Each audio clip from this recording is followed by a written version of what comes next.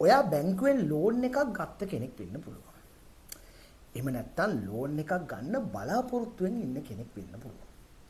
ඔයාට හිතෙන්නේ ලෝන් එකක් ගන්න එක අපිට වාසි අවුරුදු ගාන වැඩි වෙනකොටද එහෙම නැත්නම් අවුරුදු ගාන අඩු වෙනකොටද? සමහර කෙනෙක් කියන්න පුළුවන් අඩු කාලයකට ලෝන් එකක් ගත්තොත් ගෙවන්න වෙන පොලියත් අඩුයි ඒ නිසා වාසි කියලා. තව කෙනෙක් කියන්න පුළුවන් නෑ වැඩි කාලයකට ගත්තොත් ගෙවන්න තියෙන වාරිකය අඩුයිනේ. ඒක එච්චර දැනෙන්නේ නෑනේ. අන්න ඒ නිසා ඒක වාසි කියලා හිතෙන්න පුළුවන්. හැබැයි මම ඔබට කියනවා මෙහෙම යෝජනාවක්. අඩු කාලයකටවත් වැඩි කාලයකටවත් වඩා මේ දෙකේ එකතුවකින් ඔයා ණයක් ගත්තොත් ඔයාට ගොඩාක් වාසි. අපි මෙහෙම හිතමු. කෙනෙක් ලක්ෂ 10ක ලෝන් එකක් ගන්නවා 15% පොලියට. අපි තුමු එයා අවුරුදු 5කින් නම් ගෙවන්න ගන්නේ සාමාන්‍යයෙන් වාරිකය අඩුයිනේ. අපි තුමු මේ කාලේ ගත්තොත් සාමාන්‍යයෙන් 22800ක් විතර වෙනවා. හැබැයි අවුරුදු 5ක් ගෙවන්න ඕන. අපතුම එයා මේ ලෝන් එක අවුරුදු 3කින් ගෙවන්න ගත්තොත් සාමාන්‍යයෙන් වාරිකයක් වැටෙනවා 34600ක්. දැන් වාරිකේ වැඩි.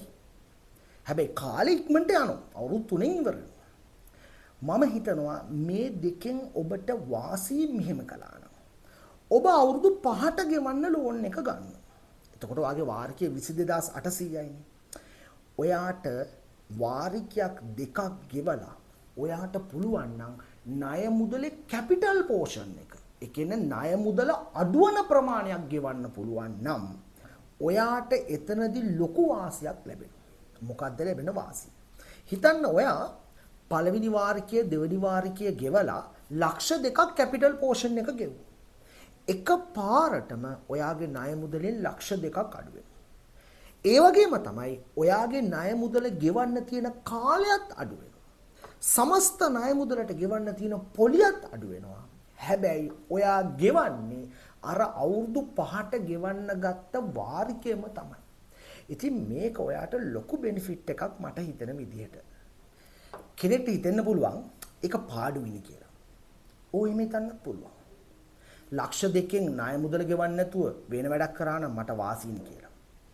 ලක්ෂ 2කින් ඔයා ණය මුදල ගෙවන්න නැතුව වෙන වැඩක් කරනවා නම් අර ගෙවන පොලියට වඩා වාසියක් ලැබෙන දෙයක් කරන්න.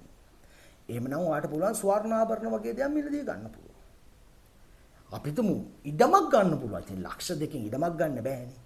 ඉතින් ඒ නිසා මට හිතෙනවා අපි දිගු කාලයකට ණයක් අරගෙන අපි ගෙවනකොට වාරිකයක් දෙකක් ගෙවලා ඉවර වෙලා හැකියක්මන්ට කැපිටල් පෝෂන් එකක් ගෙවා ගන්න පුළුවන් නම් අර ණය මුදල ඊටාම කෙටි කාලෙකින් අපිට අවසන් කරන්න පුළුවන්. මේ අත්දැකීම ලැබපු අය ඉන්න පුළුවන්. ඔබට හිතෙන්න පුළුවන් මම මේ කරපු යෝජනාව වාසිද නැද්ද කියලා. ඉදිරිපත් කරන්න ඔබේ අත්දැකීම, ඔබේ අදහස්. අපිට එතකොට මේ සාකච්ඡාව තවත් සාර්ථක කරන්න පුළුවන්.